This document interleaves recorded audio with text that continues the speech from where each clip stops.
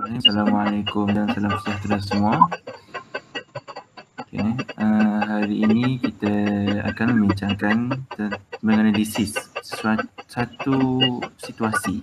Okay. Situasi tersebut ialah seorang pelajar bercakap dengan rakannya dengan ayat, "Anda sudah menyiapkan tugasan itu?" Okay. Jadi, kita perlu menentukan sama ada penggunaan sapaan tersebut sesuai atau tidak serta mencadangkan pembetulan yang lebih santun. Berdasarkan situasi tersebut, kata sapaan yang digunakan ialah anda. Perkataan anda merupakan kata ganti nama diri kedua yang biasanya digunakan dalam situasi formal. Contohnya dalam ucapan rasmi, penulisan formal atau apabila bercakap dengan individu yang tidak dikenali.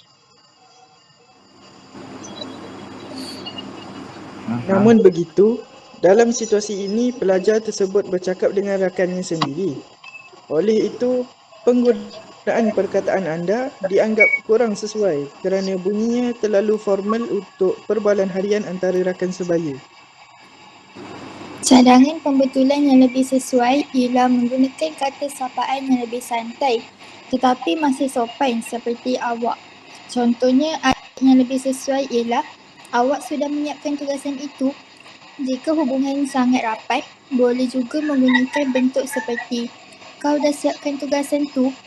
Tetapi penggunaan ini bergantung kepada situasi dan hubungan antara penutur. Jadi kesimpulannya, penggunaan sistem sapaan perlu disesuaikan dengan situasi komunikasi dan hubungan antara penutur. Dalam perbualan antara rakan sebaya, penggunaan kata sapaan seperti awak lebih sesuai berbanding anda kerana kedengarannya lebih semula jadi dan santun dalam komunikasi harian. Faham?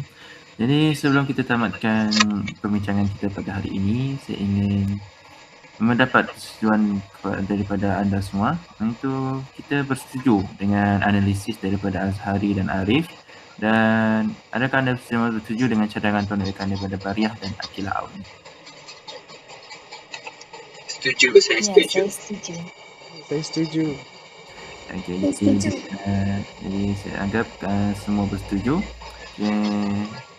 Maka berakhirlah sesi perbincangan kita pada hari ini. Sekian, wabillahi taufiq wal hidayah. Assalamualaikum warahmatullahi wabarakatuh.